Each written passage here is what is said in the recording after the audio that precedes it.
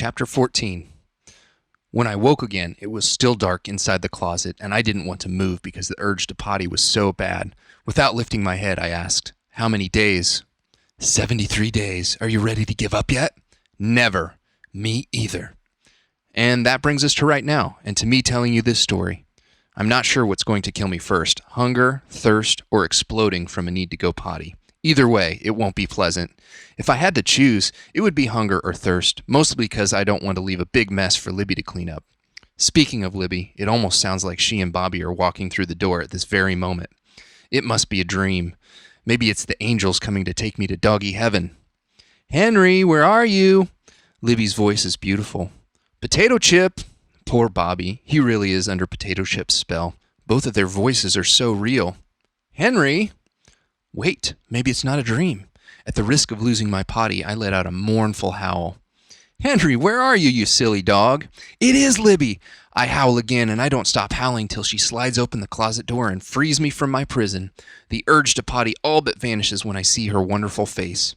Libby stoops down to give me pats and scratches. "How did you get trapped in the closet, you crazy dog?"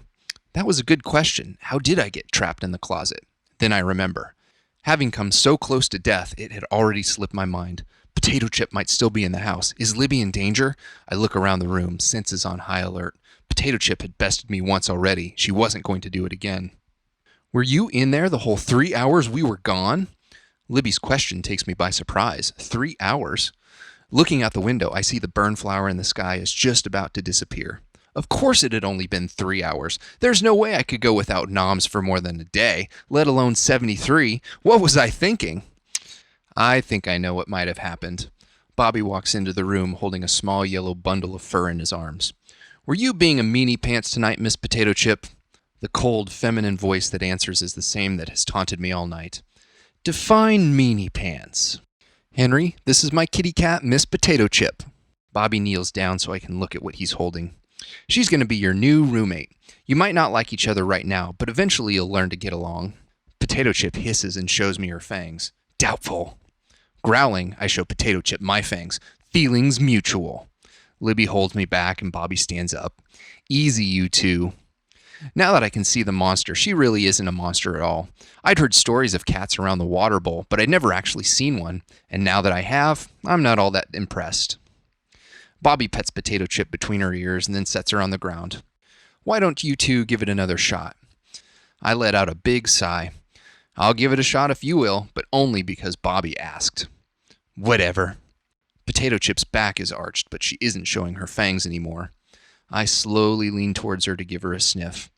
I knew it wasn't actually 73 days. Potato Chip relaxes ever so slightly. "I know there's no such thing as a squirrel invasion." I bork at how silly Potato Chip sounds. "No such thing as a squirrel invasion. The dogs at the dog park were right. You cats are dumber than squirrels." "Back off!" Potato Chip hisses and shows her fangs again. I growl and show my fangs again. "Make me!" Libby grabs my collar and pulls me towards the door. "All right, that's enough for tonight. We'll just have to keep you two separated until you learn how to get along." Potato Chip hisses and hides behind Bobby's legs. "Sounds like a good plan to me." I bork and pull at Libby's grip on my collar. "Sounds like a great plan to me." Bobby reaches down, picks up Potato Chip, and smooths down her bristled fur with his hand. "This might be harder than we thought." Libby points to the front door. "Henry, you need to go outside and go potty. It's almost time for night-night." I obey like a good dog, especially since I still really need to go potty. While I'm outside, I make sure to scan the yard for squirrels. This time there is one hiding on the side of the pine tree, so I bork at it and chase it all the way back up the tree. "Not today, squirrel. Not today."